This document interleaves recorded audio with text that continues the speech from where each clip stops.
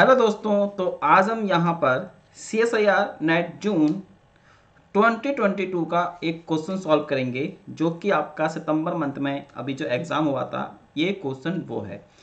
तो क्वेश्चन जैसे कि आप देख सकते हैं आपकी स्क्रीन पे लिखा हुआ है और ये आपका एक मैथमेटिकल फिजिक्स का क्वेश्चन है। इस क्वेश्चन में आपको लाप्लास ट्रांसफॉर्म कैलकुलेट करना है fx का। यहाँ पे आपको जो fx गिवन है वो आपको दिया गया है। fx की वैल्यू 1 है फॉर 2n से लेकर 2n+1 तक और 0 है 2n+1 से लेकर 2n+2 तक। तो आपको इसके लिए यहाँ पर fx की वैल्यू को कैलकुलेट करना है। तो चलिए अब हम यहाँ पर इस क्वेश्चन को सॉल्व करते हैं और देखते हैं इस क्वेश्चन का आंसर क्या आएगा। ठीक है, तो एक एक करके हम इस क्वेश्चन को यहाँ पे आप सॉल्व करेंगे। तो देखो यहाँ पे ना आपको ये fx दिया गया है, ठीक है। और तो सबसे पहले तो मैं इस fx को पहले सही करके लिख लेता हूँ। तो यहाँ पर हम क्या करते हैं ना, हम n की किसी एक वैल्यू के लिए इसको चूज कर लेते हैं। तो यहाँ पर लिख लेते हैं कि फॉर n = 0। अगर मैं यहाँ पे n की वैल्यू 0 लेता हूँ तो हम देखते हैं कि ये किस तरीके से हो सकता है। तो आप देखेंगे n = 0 के लिए ये जो मेरे पास fx है, ठीक है, ये जो मेरे पास fx है ये क्या हो जाएगा, तो ये हो जाएगा fx। यहाँ पर हम इसको लिखेंगे तो ये 1 फॉर, अब देखो यहाँ पे n की वैल्यू 0 पुट करूंगा तो 2n की जगह 0 हो जाएगा, ये x होगा और ये मेरे पास कितना बचेगा 1। इसी तरीके से 0 हो जाएगा फॉर, और ये आपका हो जाएगा 1 से लेकर कहाँ तक जाएगा, आपका 2 तक जाएगा। तो ये n = 0 के लिए है, ठीक है, ये n = 0 के लिए है। ये कुछ इस तरीके का यहाँ पे सिंबल यूज करे गए हैं। तो अगर मैं इसका ग्राफ प्लॉट करता हूँ, अब ये एक पीरियोडिक फंक्शन है और इसका पीरियड क्या है x+2। x+2 इसका पीरियड है। तो एक बार हम ना इसको यहाँ पे ड्रॉ करके देखते हैं इसका पीरियोडिक। तो देखो ये किस तरीके से यहाँ पे क्रिएट होगा, ठीक है। तो अगर मैं यहाँ पर इसको ड्रॉ करता हूँ तो समथिंग लाइक ये कुछ इस तरीके से यहाँ पर बनेगा। तो देखो ये हमारे पास कुछ इस तरीके का फंक्शन बन जाएगा, ठीक है, ये रहा। यहाँ पर ये आपके पास क्या है fx और ये मेरे पास क्या है इसका x, ठीक है। तो यहाँ पर इसकी वैल्यू 0 होगी, है ना, ये 0 है। ये सपोज करो मेरे पास क्या होगा 1 होगा, ये सपोज करो मेरे पास 2 होगा, ये सपोज करो मेरे पास 3 होगा, फिर ये इधर से 4 होगा। अब 0 से 1 में देखो 0 से 1 के बीच में वैल्यू कितनी है, इसकी 1 है। तो यहाँ पर मैं कलर चेंज कर लेता हूँ तो आप देखेंगे कि यहाँ पर जो इसकी वैल्यू है, यहाँ पर जो इसकी वैल्यू है वो कुछ इस तरीके से है। 0 से यहाँ पर इसकी वैल्यू ये आई, फिर 1 से लेकर 2 के बीच में इसकी वैल्यू 0 होगी, फिर उसको रिपीट करेंगे तो ये कुछ इस तरीके से आपको यहाँ पे दिखाई दे रहा होगा, ये कुछ इस तरीके से। तो अगर आप यहाँ पर इसका वो देखेंगे कि पीरियड क्या है, तो यहाँ पर आप देखेंगे कि ये फंक्शन आपका यहाँ से लेकर यहाँ तक पीरियोडिक नेचर को शो कर रहा है। मतलब कि fx x+2 = हमारे पास क्या है, आपका fx है, ठीक है। तो ये कुछ इस तरीके का है। आई थिंक आपको ये चीज़ें यहाँ पर बिल्कुल अच्छे से समझ में आ गई होंगी, ठीक है। तो अगर ये चीज़ आपको समझ में आ गई हैं तो बहुत ही अच्छी बात है। तो अब हम क्या कर सकते हैं, तो हमको पता है कि अगर हमारे पास कोई पीरियोडिक फंक्शन होता है तो उसके लिए जो लाप्लास ट्रांसफॉर्म होता है क्या होता है। तो यहाँ पे लिख लेंगे हम Laplace transform for periodic function, ठीक है। तो इसके लिए फॉर्मूला होता है हमारे पास fs = 1/1 - e⁻ ये होगा, और यहां से होगा ये 0 से t, इंटीग्रल का साइन है 0 से t, और e⁻ का ये हो जाएगा, और यहां से आप इसको लिखेंगे fx और इंटू dx।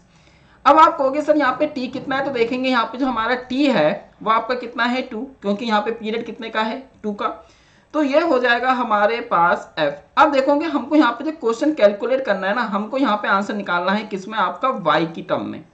हमको यहाँ पे आंसर y की टर्म में निकालना है, और जो हमारे पास फॉर्मूला है वो s की फॉर्म में है। तो हम क्या करेंगे, जहां पर भी s है वहां पे हम y पुट कर देंगे। तो ये मैंने यहाँ पे y लगा दिया, और ये 1/1 - e⁻, ठीक है। और ये कितना हो जाएगा, ये हो जाएगा आपके पास y, और यहाँ पे t की जगह मैं 2 पुट कर दूंगा तो ये 2 हो जाएगा, ये 0 से 2 हो जाएगा, ये e की पावर माइनस, अब सॉरी यहाँ पे s की जगह मेरे को क्या पुट करना है y, तो ये y x हो जाएगा, ये हमारे पास fx हो जाएगा और ये dx हो जाएगा, और यहाँ पर भी 0 से ये आपका 2 जाएगा।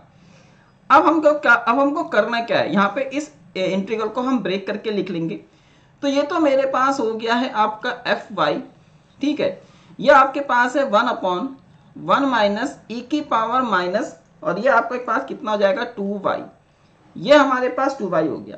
अब मैं इस इंटीग्रल को यहाँ पे ब्रेक कर लेता हूँ, तो देखो 0 से 1, अब 0 से 1 के बीच में fx की वैल्यू कितनी है 1, तो ये 1 हो जाएगा, और e की पावर माइनस का yx और इनटू dx, अब प्लस, अब यहाँ से ये हो जाएगा आपका 1 से 2, और यहाँ पे fx की वैल्यू कितनी है 0 और e की पावर माइनस का yx इंटू dx और ब्रैकेट क्लोज, तो इस वाले इंटीग्रल की वैल्यू तो 0 हो गई है ना, सिंपल इस वाले इंटीग्रल की वैल्यू 0 हो गई है। तो यहाँ से बचा कितना, यहाँ से बचा है 1/1 माइनस e की पावर माइनस का 2y, और ये आपके पास है 0 से 1 और e की पावर माइनस का yx और इंटू dx, ठीक है, ये हमारे पास बचा। अब देखो यहाँ पर क्या क्या होने वाला है, इसको हम यहाँ पे देखेंगे। तो अगर मैं इस इंटीग्रल को सॉल्व करता हूँ, तो इस इंटीग्रल को आप लोग अगर सॉल्व करेंगे, तो देखो मैं डायरेक्ट इंटीग्रल सॉल्व करता हूँ, क्योंकि नहीं तो बहुत सारे स्टेप हमारे यहाँ पे इंक्रीज हो जाएंगे।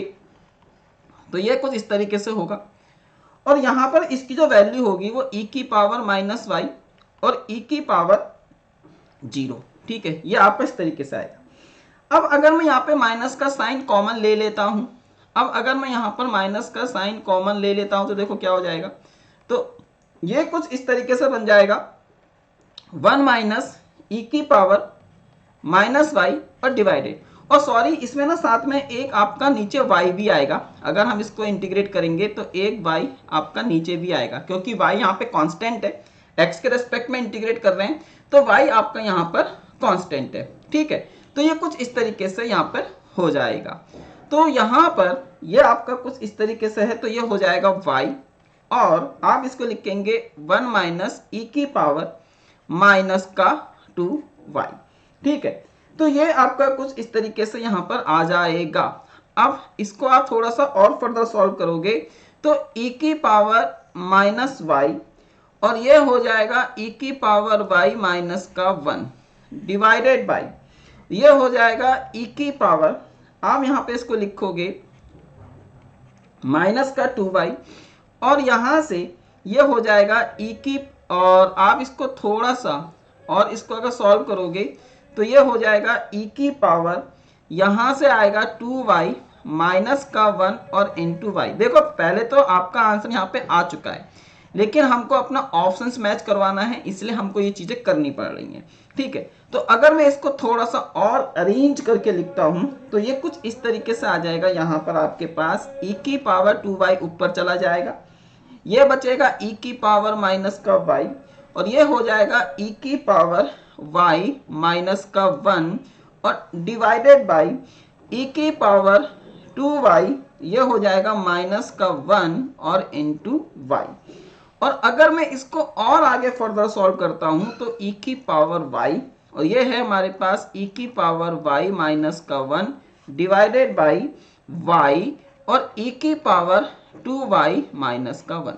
तो ये इस क्वेश्चन का आंसर आ चुका है। कोई दिक्कत नहीं है, बहुत ही सिंपल सा रियलिस्टिक क्वेश्चन था, और इस तरीके से यहाँ पर हमने इस क्वेश्चन के आंसर्स को कैलकुलेट करा है।